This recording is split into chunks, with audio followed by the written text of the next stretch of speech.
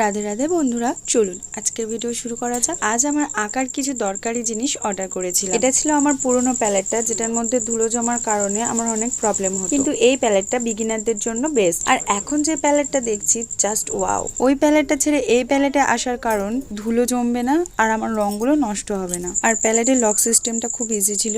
Just দেখুন প্যালেটের রং গোলার জায়গাটা, রং গুলে ইজিলি আপনারা ধুয়ে পরিষ্কার করতে পারবেন। প্যালেট খোলাতে এই কাঁচটা খুলে এলো, আমি ভেবেছিলাম ভেঙে গিয়েছে, কিন্তু না, এটা এইরকম। যাই পারে হোক, প্যালেটটা কিন্তু খুব ভালো ছিল। এরপরে নিয়েছিলাম এই স্ট্যান্ডটা। যাদের টেবিলে বসে ড্রয়িং করতে কষ্ট হয় বা ব্যাক পেন হয়, তারা একটু হলেও স্বস্তি পাবেন। স্ট্যান্ডটা খুব একটা ওয়েট ছিল না, বেশ হালকা ছিল, খুব একটা টাইটও ছিল না, খুব সহজে খোলা যাচ্ছিল।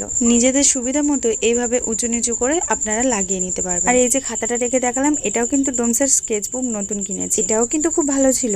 যেহেতু কোনোদিনও ক্লে ব্যবহার করিনি, তাই দুটো ক্লেও কিনেছিলাম আর একটা ফিক্সেটিভও কিনেছিলাম। আর এই ফিক্সেটিভটা আমার পুরোনোটার থেকে একটু দামি। খুলতেই কি সুন্দর সেন্ট বেরোচ্ছিল, নাকে নিতেই একটা বিচ্ছিরি গন্ধ। এটাও খুব ভালো।